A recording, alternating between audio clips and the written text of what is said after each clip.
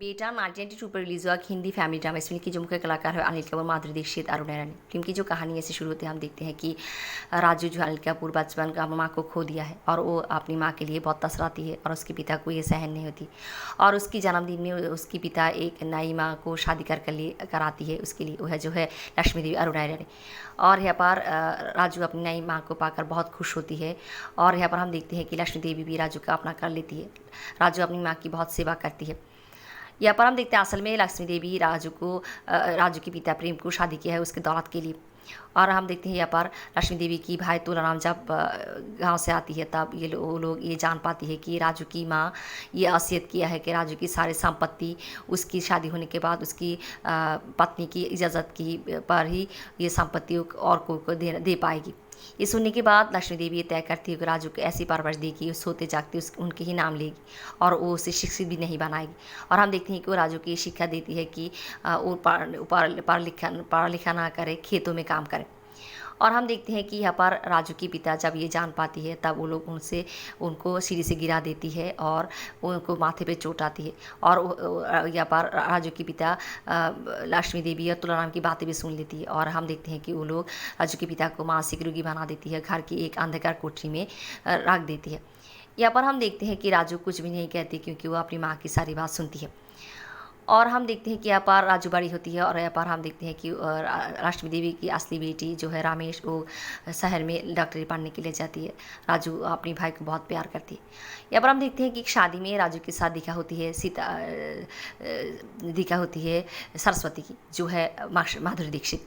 और हम देखते हैं कि यहाँ पर राजू उसे पसंद करती है और एक मेले में उन दोनों की फिर एक देखा होती है और यहाँ पर राजू सरस्वती को गुंडे से बचाती है और उन लोगों को एक रात के लिए घर से बाहर रहना पड़ती है। पर गांव वाले बहुत बातें बनाती है और हम देखते हैं कि यहाँ पर राजू सरस्वती को शादी कर लेती है। उधर हम देखते हैं कि लक्ष्मी देवी की राजू के लिए शादी तय करती है गांव के एक अनपढ़ गाँव लड़की से, क्योंकि इससे ये होगी कि राजू की संपत्ति पाने में उनको आसान होगी।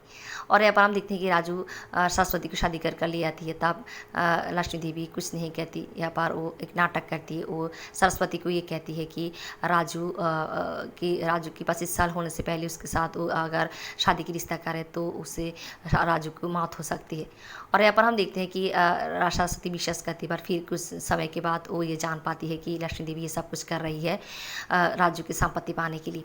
और ये सुनने के बाद हम देखते हैं कि सरस्वती से लक्ष्मी देवी की दांध हो जाती है और यहाँ पर हम देखते हैं कि सरस्वती ये तय करती है कि वो राजू के सामने उसकी माँ की सच्चाई ले आएगी। यहाँ पर हम देखते हैं कि सरस्वती के साथ देती है उनकी चाका पांडु और चंपा। और हम देखते हैं कि यहाँ पर सरस्वती राजू की पिता की घर में जाती है और वो उनसे बातें करती है और वो सरस्वती को कहती है कि राजू को लक्ष्मी देवी की जैसी डायन से बचाने के लिए। और हम देखते हैं कि वो राजू के पिता को घर से बाहर ले आती है तब लक्ष्मी देवी उसे मना करती है, बट वो नहीं सुनती।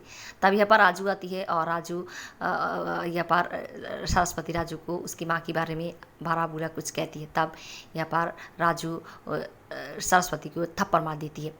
और यहाँ पर हम देखते हैं कि सरस्वती घर छोड़ी जाना चाहती है। तब यहाँ पर राजू के पिता उसे चुपके से हाथ जोड़कर उसे कहती है रहने के लिए। और हम देखते हैं कि यहाँ पर सरस्वती रुक जाती है और हम देखते हैं ऐसे ही सरस्वती शुरू करती है राजू के सामने सच्चाई ले आने के लिए। और वो ये करती है कि वो राजू की मामा जो है तुलाराम उसकी वो जो व्यवसाय में घोटाला करती है वो सामने ले आती है।